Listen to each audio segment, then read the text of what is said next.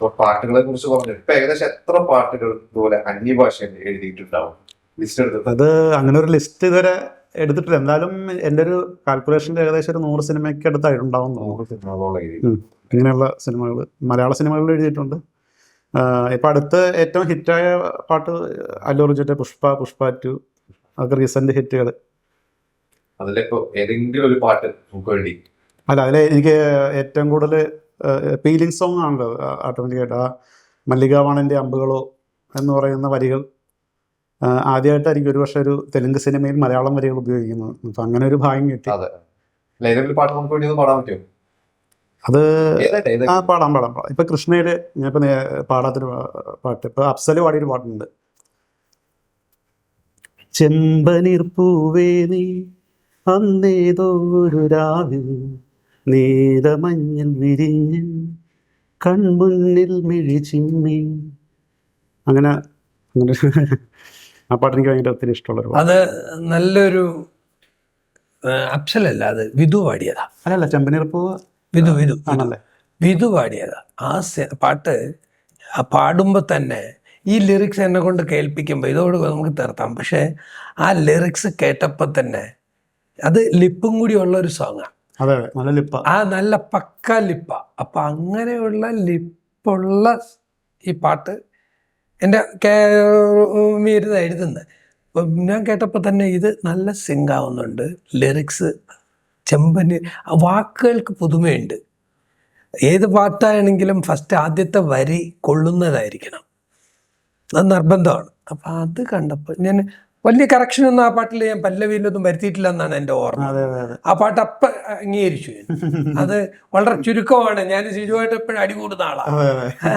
അപ്പോൾ ആ വരികൾ, ചില വാക്കുകൾ ചില പാട്ടുകളിൽ ചേരുമ്പടി പെട്ടെന്ന് അങ്ങ് ചേരും. അതാണ് പ്ലസ്. ഇതില് ഇന്ന് ഈ കൂട്ടത്തിൽ ഇരിക്കേണ്ട ഒരാളായിരുന്നു ജിസ് ജോയ്. അദ്ദേഹത്തെ കുറിച്ച് പറയാൻ മറന്നുപോയി. കാരണം അല്ലു അർജുന്റെ ശബ്ദം എന്ന് പറഞ്ഞാൽ മലയാളികൾക്ക് ജിസ് ജോയ്. ആ തെരഞ്ഞെടുപ്പ് എങ്ങനെയായിരുന്നു വന്നാൽ അദ്ദേഹത്തെ കണ്ടിട്ട്? ഇപ്പം എല്ലാവർക്കും അറിയാം, ജിസ്മോൻ മറ്റേ ഏതൊരു സീരിയലിൽ ഡബ് ചെയ്തുകൊണ്ടിരിക്കുന്ന സമയമാണ്. അപ്പം ഞാൻ ഇതിന് മാച്ചാവുന്ന വോയിസ് അന്വേഷിച്ചിരിക്കുകയായിരുന്നു. എനിക്ക് കിട്ടിയില്ല.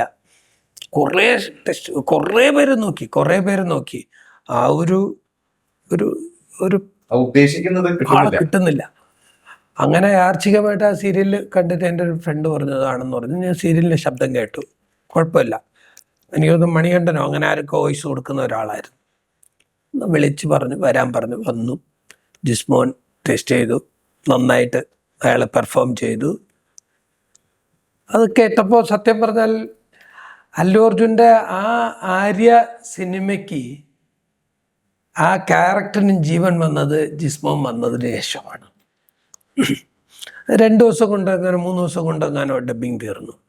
പക്ഷെ അതിന് നല്ല എന്താ പറയുന്നത്, ഇമ്പാക്റ്റ് എന്നൊക്കെ പറയില്ലേ, രജിസ്റ്റേർഡ്. അതെനിക്ക് തോന്നുന്നു അല്ലു അർജുൻ എന്ന നടന് വേറെ ഇതുവരെ പുഷ്പ വരെ അദ്ദേഹം തന്നെയാണ്.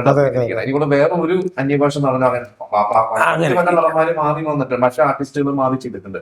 ശരീരത്തിന് ഈ ഒരു അല്ല, അതിനുള്ള ഒരു 2 കാരണങ്ങളുണ്ട്. ഒരു ഐഡന്റിറ്റി ഉള്ള ഒരു വോയിസ് രജിസ്ട്രേഷൻ പ്രഭാസിനോ അല്ലെങ്കിൽ രാംചരനോ കിട്ടിയിട്ടില്ല. നമ്പർ 1, ഇവരെ ഐഡന്റിറ്റി ഉള്ള ഒരു രീതിയിൽ ലോഞ്ച് ചെയ്യിപ്പിച്ചിട്ടില്ല. രാജ്മൗലി സാറിൻ്റെ പടമായിട്ട് ബാഹുബലി വന്നിട്ടുള്ളൂ, പ്രഭാസിൻ്റെ പടമായിട്ട് വന്നിട്ടില്ല. അപ്പോൾ അങ്ങനെ ഒരു കൺവേർഷൻ. ഇപ്പം അല്ലു അർജുൻ്റെ പടം ഡയറക്ടർ 2ാം സ്ഥാനത്തെ വരത്തുള്ളൂ. മേ ബി സുകുമാർ സാറുണ്ട് എന്ന് പറയാം.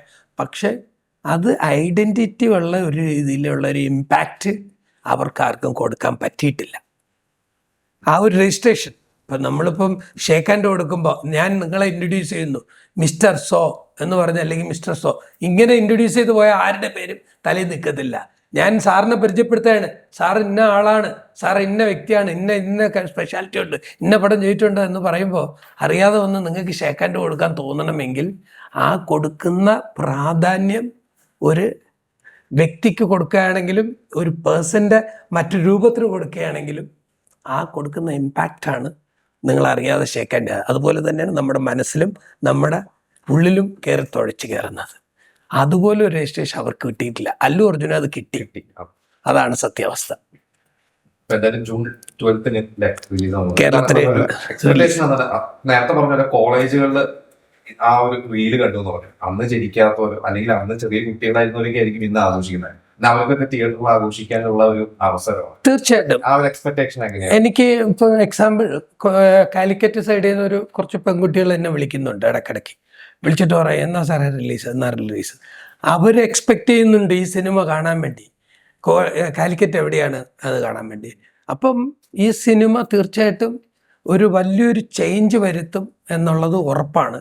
ഇപ്പം തന്നെ നല്ല എക്സ്പെക്റ്റേഷനുണ്ട്. കേരളത്തിലെ 100ഓളം തിയേറ്ററുകളിൽ ആദ്യത്തെ ഈ വരുന്ന 12 റിലീസ് ചെയ്യുന്നുണ്ട്. അതിനുശേഷം കൂടാൻ സാധ്യതയുണ്ട്. അത് രണ്ടാമത് തീരുമാനിക്കത്തുള്ളൂ. നാളെ കഴിഞ്ഞാൽ ഓൾമോസ്റ്റ് എത്ര സ്റ്റേഷൻ എന്നുള്ളത് രജിസ്റ്റർ ചെയ്യാൻ പറ്റും. ஹாப்பியாக வெயிட் பண்ணிட்டு இருக்கேன். சந்தோஷமா வெயிட் பண்ணியிருக்கேன். நல்லா இருக்கும், சூப்பராக இருக்கும்னு நினைக்கிறேன். ഇവിടെ ഉണ്ടാവോ? കേരളത്തിലുണ്ടാവോ? இஷ்டம் என்ன இல்லை, நான் நாளைக்கு ஒரு ஷூட்டிங் ஷூட்டிங் പുതിയ പടത്തിന്റെ ഷൂട്ടിലാണ് സാറ്. അപ്പൊ അതിനു വേണ്ടി നമുക്ക് വേണ്ടി ഒരു ദിവസം ഒഴിഞ്ഞു വെച്ച് വന്നിരിക്കുകയാണ്. ரொம்ப என்ஜாய் பண்ணி வந்திருக்கேன். Thank you. എല്ലാവരും സിനിമ കാണണം, തിയേറ്ററിൽ ഇപ്പോൾ തന്നെ പോയി കാണണം. കാരണം നിങ്ങളാരും ഈ സിനിമ എനിക്ക് തോന്നുന്നില്ല വീഡിയോയിലും ചാനലിലും യൂട്യൂബിലും മറ്റുള്ള ഇതിലൊക്കെ കണ്ടിട്ടുള്ളവരായിരിക്കും. പക്ഷേ തിയേറ്ററിലെ അനുഭവം മാറ്റങ്ങൾ വരുത്തിയിട്ടുണ്ടോ? ഞാൻ ചോദിച്ചാൽ എന്തെങ്കിലും ഇല്ല. ഒരു മാറ്റം എന്ന് പറയുന്ന തിയേറ്ററിൽ 4K ഉണ്ട്, അറ്റ്മോസ് ഉണ്ട്, DTS:X ഉണ്ട്, പിന്നെ വേറൊരു ഫോർമാറ്റിലുള്ള സൈലൻസ് എന്ന് പറഞ്ഞിട്ട് ഇതും കൊടുത്തിട്ടുണ്ട്. അപ്പം ഈ ദൃശ്യ സൗണ്ട് അങ്ങനെയൊന്നും ഉണ്ടാക്കിയിട്ടില്ല. കാരണം അതൊരു പൂർണ്ണതയുള്ള ഒരു ചിത്രമാണ്. അതൊരു ഫാമിലി എൻ്റർടൈനറാണ്. എല്ലാവർക്കും എൻജോയ് ചെയ്യാൻ പറ്റുന്ന ഒരു 10-40 പേര് ഒന്നിച്ചൊരു കുടുംബത്തിലെ അംഗങ്ങൾ ഒന്നിച്ച് വന്നിരുന്ന് കാണുന്ന സിനിമയായിരിക്കും ഹാപ്പി. എനിക്ക് വന്ന അനുഭവം അങ്ങനെയാണ്. ഞാനത് നേരിട്ട് കണ്ടിട്ടുണ്ട്. അപ്പോൾ ആ അനുഭവം പിന്നെയും വരാനുള്ള ഒരു സാഹചര്യം ജൂൺ 12 മുതൽ ഉണ്ടാവും എന്നുള്ളതാണ് എൻ്റെ വിശ്വാസം. എല്ലാവരും പ്രാർത്ഥിച്ചുകൊണ്ട് നാഞ്ഞത്തിരിക്കുന്നു. അത്രയേ ഉള്ളൂ. Thank you very much. Thank you.